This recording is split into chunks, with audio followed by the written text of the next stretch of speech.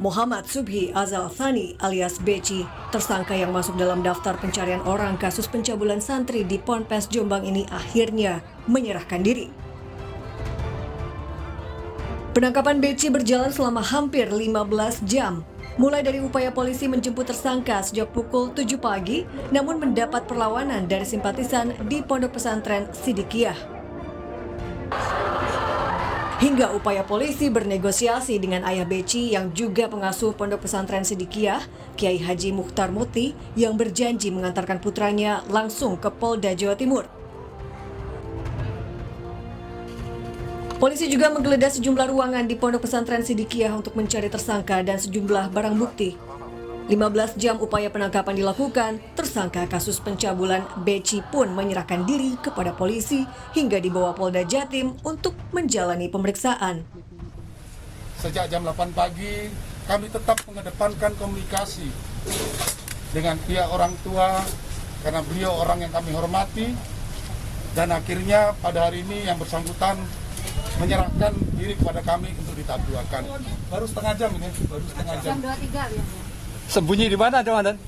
Kami untuk sembunyinya kami perlu sampaikan bahwa yang bersangkutan selama ini ada di sekitar sini ya. Jadi saya juga mengikuti, dari pagi saya juga sudah mengikuti dan saya standby melakukan komunikasi.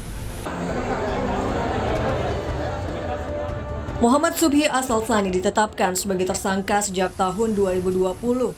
Setidaknya ada 5 laporan kasus pencabulan dengan terlapor Muhammad Subhi Azal Thani yang diterima polisi.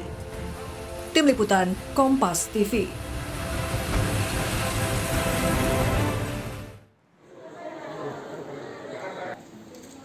Pihak kantor wilayah Kementerian Agama Provinsi Jawa Timur akhirnya secara resmi mencabut izin operasional Pondok Pesantren Ponpes Sidikiyah, Kecamatan Ploso, Jombang.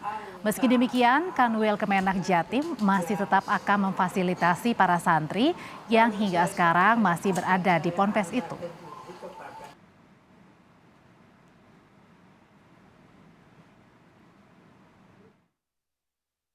Ini mengamankan hak santri yang belajar di sana.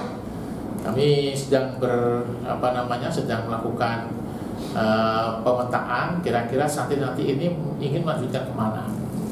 Ini jadi sampai semalam kami juga berkoordinasi.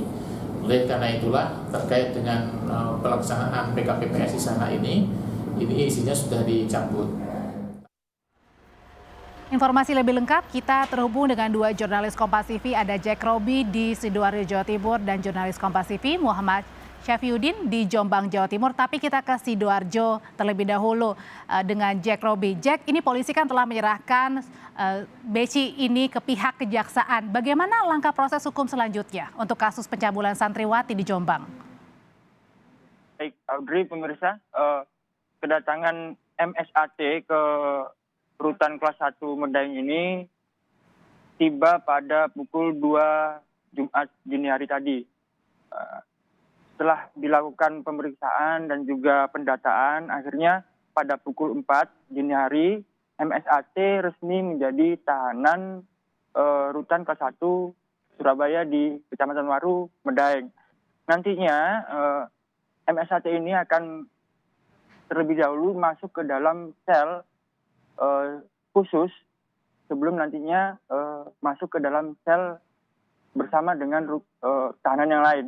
Menurut rencana, MSAT ini sendiri akan berada di sel khusus ini antara 7 hari hingga 14 hari ke depan, sembari menunggu jadwal persidangan kasus pencabulan yang dilakukan MSAT ini.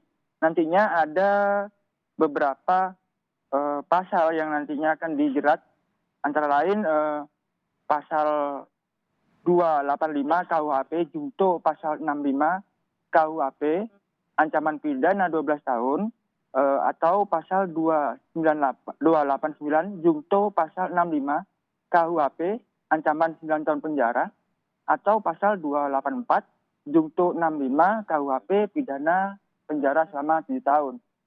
Demikian, Audrey.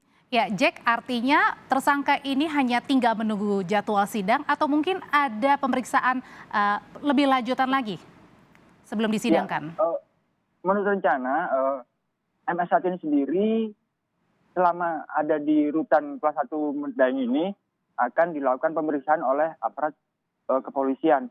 Sembari dia menunggu jadwal persidangan yang nantinya akan digelar di Pengadilan Negeri Kota Surabaya. Pemindahan dari proses pengadilan ini sendiri dengan alasan karena situasi di Jombang tidak kondusif untuk dilakukan proses pengadilan di sana. Akhirnya proses pengadilan sendiri akan dilangsungkan di Pengadilan Negeri Kota Surabaya. Demikian, Audrey. Tersangka BC ini sudah diserahkan dari pihak kepolisian ke kejaksaan, itu artinya tinggal menunggu sidang dan kemudian saat ini sedang juga menjalani pemeriksaan tambahan. Terima kasih Jack Roby melaporkan dari Sidoarjo. Dan saudara, saat ini juga kita akan ke Jombang, Jawa Timur, ada Muhammad Syafiyuddin. Syafiyuddin, kalau tersangka BC ini sudah diserahkan ke pihak kejaksaan, tapi polisi juga sudah menetapkan ada 5 simpatisan yang menjadi tersangka karena menghalangi upaya polisi menangkap BC kemarin. Bagaimana proses hukum selanjutnya saat ini yang menimpa mereka? Baik, Audrey, saat ini saya berada di halaman belakang Polres Jombang.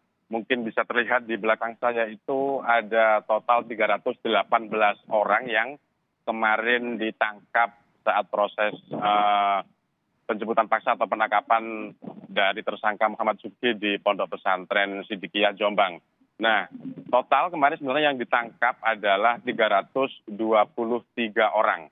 Mereka ini terdiri dari berbagai macam, ada yang santri, kemudian ada juga simpatisan, ada juga warga sekitar. Nah, dari hasil pemeriksaan yang dilakukan oleh polisi sejak kemarin hingga tadi siang setelah sholat Jumat, ini polisi akhirnya menetapkan 5 orang tersangka. Artinya dari 323 orang yang diperiksa, ini ada 5 orang yang harus ditahan dan mulai malam ini, hari ini akan ditahan oleh Polres Jombang. Nah, bagaimana sih sebenarnya dari 5 orang ini perannya masing-masing? Berikut pernyataan lengkap dari Kasat Reskrim Polres Jombang. 5 orang. Dan kita kenakan pasal 19 Undang-Undang TPKS tahun 2022. Yang pertama adalah saudara D ini melakukan tindakan menghalangi berupa menabrak Kasubdit Jatanras, kemudian menabrak anggota lantas di flyover Peloso. Ini nanti kita jelaskan lebih lanjut terkait dengan teknisnya. Kemudian ada 4 orang lainnya yang menabrak Kanit Jatanras, kemudian menyiram air panas kepada Kasat Reskrim. Saya saat ini adalah proses pembekalan dan proses pemulangan terhadap 318 orang lainnya yang ini tidak terbukti melakukan penghalang-halangan. Dan saat ini sedang diberikan pembekalan dan beberapa saat lagi akan dipulangkan oleh aparat kepolisian Polres Jombang. Audrey. Baik, terima kasih laporannya dari Jombang, Jawa Timur, Muhammad Syafiyuddin.